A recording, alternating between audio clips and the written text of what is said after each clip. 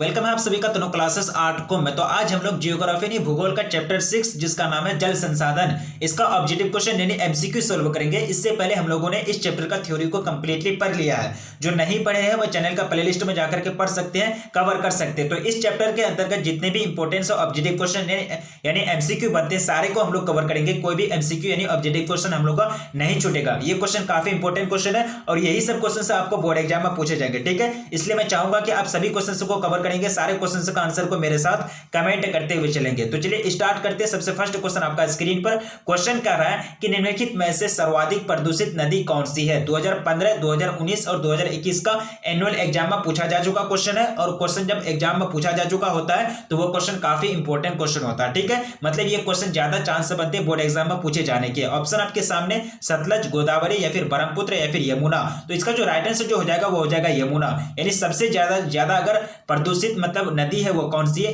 यमुना नदी है। सबसे ज्यादा गंदगी जो पाई जाती है वो यमुना नदी में पाई जाती है, ठीक है। यानी ऑप्शन डी राइट आंसर होगा फर्स्ट नंबर क्वेश्चन का। सेकंड नंबर में क्वेश्चन पूछा गया कि कौन नदी बेसिन पूर्वी भारत में है। यानी कौन नदी बेसिन जो है वो पूर्वी भारत में है। सिंधु बेसिन या फिर ताप्ती बेसिन या फिर महानदी बेसिन या फिर माही बेसिन, ठीक है। तो इसका जो राइट आंसर जो हो जाएगा वो हो जाएगा महानदी बेसिन। ये महानदी बेसिन जो है कौन सी है भाग में आता है, यानी पूर्वी भारत में आता है। यानी ऑप्शन सी करेक्ट आंसर होगा सेकंड नंबर क्वेश्चन का। अब देखिए क्वेश्चन नंबर थर्ड कह रहा है कि लैगून और पश्च जल पाए जाते हैं। यानी लैगून और पश्च जल जो होते हैं वो पाए जाते हैं कहां पाए जाते हैं, कौन सा स्टेट में पाए जाते हैं? केरला में या फिर ओडिशा में या फिर पश्चिम बंगाल में या फिर विविध में से सभी, ठीक है। तो यहां आपको राइट आंसर चूज करना थर्ड नंबर क्वेश्चन में। तो ये जो पाए जाते हैं केरला में पाए जाते हैं, केरल में पाए जाते हैं। लैगून और पश्च जल जो पाए जाते हैं वो कहां? केरला में पाए जाते हैं। इस तरह से थर्ड नंबर क्वेश्चन का ऑप्शन एक करेक्ट आंसर हो जाएगा, ठीक है। सभी क्वेश्चन का आंसर को कमेंट करेंगे। कमेंट करने से क्या होता है कि आपका जो कॉन्फिडेंस लेवल है वो बिल्डअप होता है और कॉन्फिडेंस बढ़ने से आपका जितने भी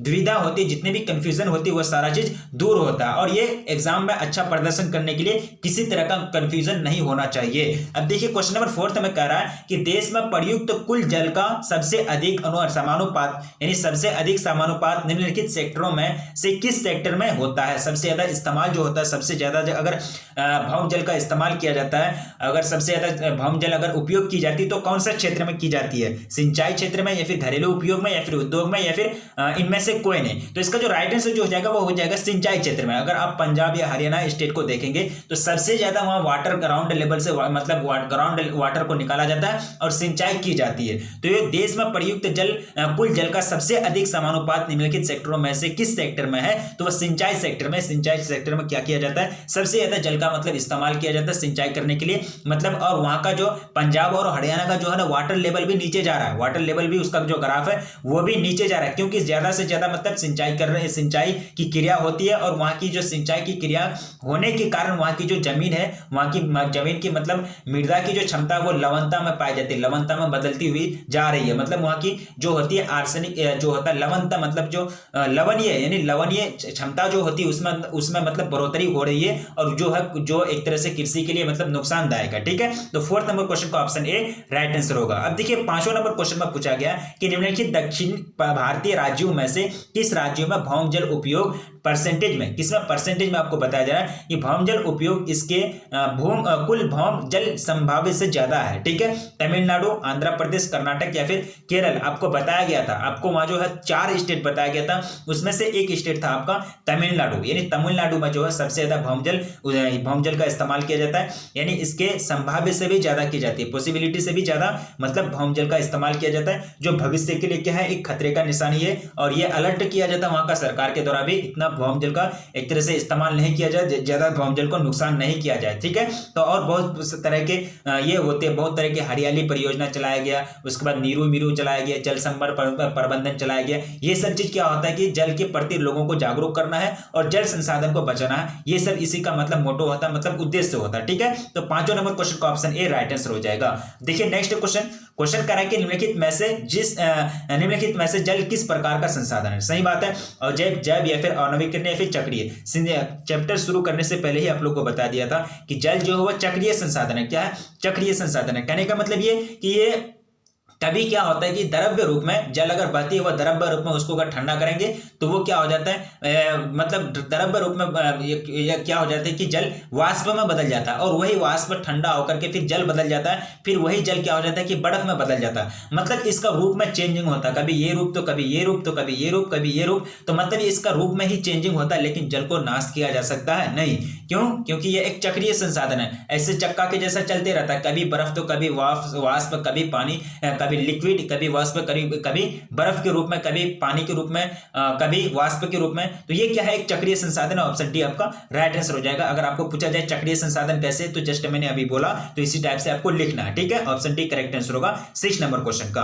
अब नेक्स्ट क्वेश्चन करा कि इंदिरा गांधी नहर किस नदी से पानी प्रवाहित होता है, यानी इंदिरा गांधी नहर में किस नदी से पानी प्रवाहित होता है, गंगा, यमुना या फिर केन या फिर व्यास। तो राइट आंसर क्या हो जाएगा? व्यास, यानी व्यास से होती है, यानी व्यास जो है इंदिरा गांधी नहर में क्या करती है कि पानी प्रवाहित करती है, यानी इंदिरा गांधी नहर में व्यास नदी से पानी प्रवाहित होती है। ऑप्शन डी करेक्ट आंसर होगा 7th नंबर क्वेश्चन का। नेक्स्ट क्वेश्चन की ओर बढ़ेंगे। क्वेश्चन करा कि भारत की सबसे लंबी नदी कौन है, गंगा, महानदी या फिर नर्मदा या फिर ब्रह्मपुत्र। ये तो आप जीके में भी पढ़ चुके हैं, Ganga option A correct answer होगा। देखिए क्वेश्चन 9 तक कह रहा है कि निम्नलिखित में कौन पश्चिमी भारत की नदी बेसिन है। 2012 और 2021 का एनुअल एग्जाम में पूछा जा चुका क्वेश्चन है। आप लोग को राइट आंसर कमेंट करना है। इसका राइट आंसर क्या होगा? माही बेसिन या फिर कोसी बेसिन या फिर गंगा बेसिन या फिर चंबल बेसिन। क्या करा क्वेश्चन है कि निम्नलिखित में कौन पश्चिमी भारत की नदी बेसिन है, ठीक है। तो यहाँ जो नदी बेसिन हो जाएंगे वो हो जाएंगी माही बेसिन। ये क्या है? दक्षिणी भारत की, सॉरी पश्चिमी भारत की क्या है? नदी बेसिन है। ऑप्शन ए करेक्ट आंसर होगा 9th नंबर क्वेश्चन का।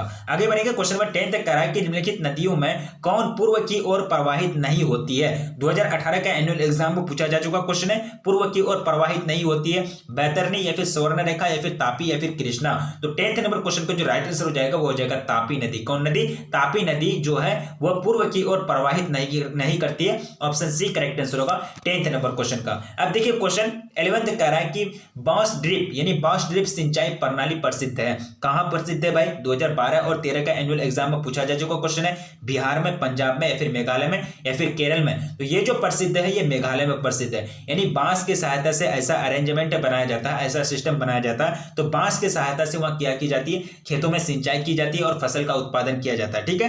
कहां ये सिस्टम है? मेघालय में है, ठीक है। यानी बांस ड्रिप सिंचाई, इसमें बांस का सहायता लिया जाता है और बांस के सहायता से सिंचाई की जाती है। तो ऑप्शन सी क्या हो जाएगा? राइट आंसर हो जाएगा 11th नंबर क्वेश्चन का।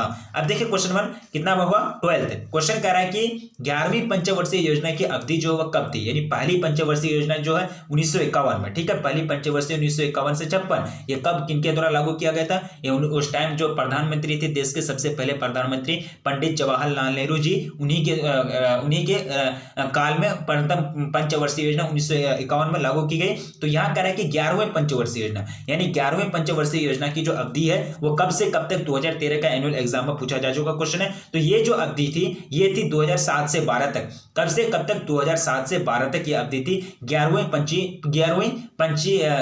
पंचवर्षीय योजना की अवधि, ठीक है। यानी ऑप्शन बी करेक्ट आंसर होगा 12वां नंबर क्वेश्चन का। नेक्स्ट क्वेश्चन की ओर बढ़ेंगे। क्वेश्चन करा कि निम्नलिखित में से किस नदी की जल उपयोगिता सबसे अधिक है? किस नदी की जल उपयोगिता सबसे अधिक है? कृष्णा, ब्रह्मपुत्र या फिर गंगा या फिर गोदावरी। 13 number question. तो ये जो हो जाएंगे गंगा नदी, यानी गंगा नदी की जो जल है सबसे ज्यादा उपयोगिता है, सबसे लंबी नदी है और ये क्या है? सबसे लंबी नदी है, ठीक है। तो इस तरह से 13 नंबर क्वेश्चन का ऑप्शन सी करेक्ट आंसर हो जाएगा। नेक्स्ट क्वेश्चन की ओर बढ़ेंगे। क्वेश्चन काफी सिंपल क्वेश्चन है। क्वेश्चन करा है कि निम्नलिखित नदियों में किस में सबसे अधिक पुनः पूर्ति योग्य भौमजल संसाधन है? गंगा, सिंधु, ब्रह्मपुत्र या फिर गोदावरी। तो ये जो हो जाएंगे गंगा नदी में, किसमें? गंगा नदी में पुनः पूर्ति योग्य भौमजल संसाधन है सबसे अधिक, ठीक है। तो अब आगे बढ़ेंगे क्वेश्चन नंबर 15 की ओर। ज्यादा टाइम नहीं लिया जाएगा, सिंपल सा क्वेश्चन है आपका जल संसाधन चैप्टर से, यानी ज्योग्राफी का चैप्टर कौन सा हो जाएगा? 6 हो जाएगा। और ये काफी इंपॉर्टेंट होता है और ये बोर्ड एग्जाम के लिए आपको काफी इंपॉर्टेंट होता है, क्योंकि बोर्ड एग्जाम में सिंपल क्वेश्चन होता तो क्या हुआ? चैप्टर से तो क्वेश्चन उनको पूछे जाना है, हर एक चैप्टर से वो क्वेश्चन उठाने का उनका दायित्व होता है, हर एक चैप्टर से उनका करिकुलम सिस्टम होता है, उनका जो पाठ्यचर्या होता है वो हर एक चैप्टर से मतलब उनको क्वेश्चन लेना पड़ता है, सिलेक्ट करना पड़ता है, चाहे वो क्वेश्चन भास्ट हो या फिर आसान हो यानी इजी हो, ठीक है। तो क्वेश्चन देखिए, क्वेश्चन करा कि घन किलोमीटर में, किसमें?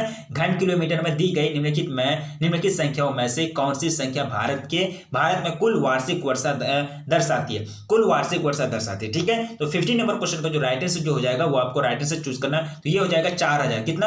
4000 इसका राइट आंसर हो जाएगा। ऑप्शन बी करेक्ट आंसर होगा। अब देखिए क्वेश्चन नेक्स्ट करा रहा है कि निम्नलिखित में कौन सबसे छोटी है, निम्नलिखित में कौन सबसे छोटी है। 2020 का एनुअल एग्जाम में पूछा जा चुका क्वेश्चन है, 16वां नंबर क्वेश्चन। तो ये जो आपका सबसे जो छोटी बेसिन है वो तापी बेसिन है, ठीक है। कृष्णा, गोदावरी और नर्मदा जो है ये सब बेसिन मतलब बड़ी है, और सबसे छोटी अगर इन चारों का कंपैरिजन में होगा वो कौन सा होगा, तापी बेसिन होगा। ऑप्शन सी करेक्ट आंसर हो जाएगा 60 नंबर क्वेश्चन का। अब नेक्स्ट क्वेश्चन कह रहा है कि हथकरघा उद्योग है, 2021 का एनुअल एग्जाम में पूछा जा चुका क्वेश्चन है। आधारभूत उद्योग, कुटीर उद्योग या फिर स्वच्छंद उद्योग या फिर इनमें से कोई नहीं। तो हथकरघा जो है एक प्रकार का कुटीर उद्योग है, यानी छोटा उद्योग, लघु उद्योग है, ठीक है। और आधारभूत उद्योग किसको बोलते हैं, लघु उद्योग, यानी लघु उद्योग को क्या बोलते हैं, आधारभूत उद्योग कहते हैं। क्योंकि आधारभूत उद्योग के जो कच्चे वस्तु होते हैं, इनके जो प्रोडक्ट होते हैं, जो उत्पाद होते हैं, वह अन्य उद्योग में इस्तेमाल किया जाता है। किसमें, अन्य उद्योग में उसका इस्तेमाल किया जाता है। जैसे कि आधारभूत उद्योग में बने मशीन यानी बने सिलाई मशीन का इस्तेमाल वो कहाँ किया जाता है, कपड़े के क्षेत्र में किया जाता है, कपड़ा सिलने में किया जाता है। तो वो कपड़ा सिलना भी क्या है, एक दूसरा उद्योग है, ठीक है। तो यहाँ जो राइट आंसर जो हो जाएगा वो हो जाएगा कुटीर उद्योग, यानी हथकरघा किस उद्योग, या हथकरघा उद्योग है तो वो कौन सा उद्योग है,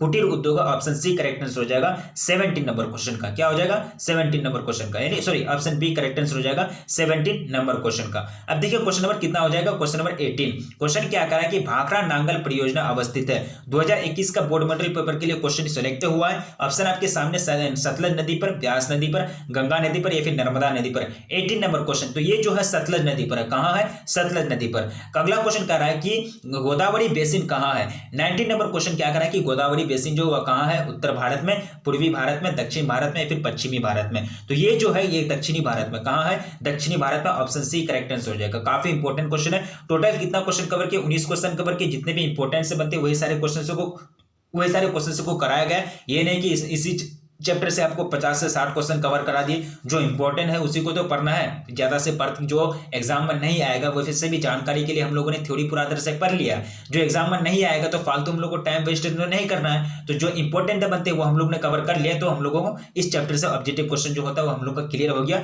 तो हम लोग काफी इंपॉर्टेंट ऑब्जेक्टिव क्वेश्चन कवर कर लिए। तो इसका जो राइट आंसर हो जाएगा 19 नंबर क्वेश्चन का सी हो जाएगा। इसी तरह से हम लोग काफी इंपॉर्टेंट क्वेश्चन जितने भी बनते हैं सारे चीज हम लोगों ने कवर कर लिया। इसमें से अगर कहीं भी आपको लगता है कि ये क्वेश्चन का आंसर ये होना चाहिए तो आप लोग कमेंट करके बता सकते हैं। कमेंट करके बताएंगे और वहां हम आंसर का रिप्लाई देने को, यानी आपका क्वेश्चन का रिप्लाई देने का कोशिश करेंगे। और आपसे रिक्वेस्ट की जाती है कि अगर आप चैनल पर पहली बार विजिट कर रहे हैं तो प्लीज चैनल को सब्सक्राइब कर लें, क्योंकि पूरी तरह से आपको तैयारी कराई जाती है और अच्छा मार्क्स लेने के लिए अच्छा एक जो होता है मटेरियल की आवश्यकता पड़ती है, जो आपको यहाँ प्रोवाइड किया जाता है। ठीक है, अपने दोस्तों में एक बार जम करके शेयर कर दें, क्योंकि उनको भी अच्छे तरह का कंटेंट मिलना बहुत जरूरी है। और ये चैप्टर 6 था, बुक 2 का नाम क्या है, भारत, लोग और अर्थव्यवस्था, जल संसाधन। ठीक है, ऑब्जेक्टिव क्वेश्चन मेरा कवर हो गया। ठीक है, अगला चैप्टर आएगा चैप्टर 7, उसमें भी हम लोग क्या करेंगे, थ्योरी कवर करेंगे। तो रखिए अपना ख्याल, मिलेंगे फिर नेक्स्ट वीडियो में, तब तक के लिए जय हिंद।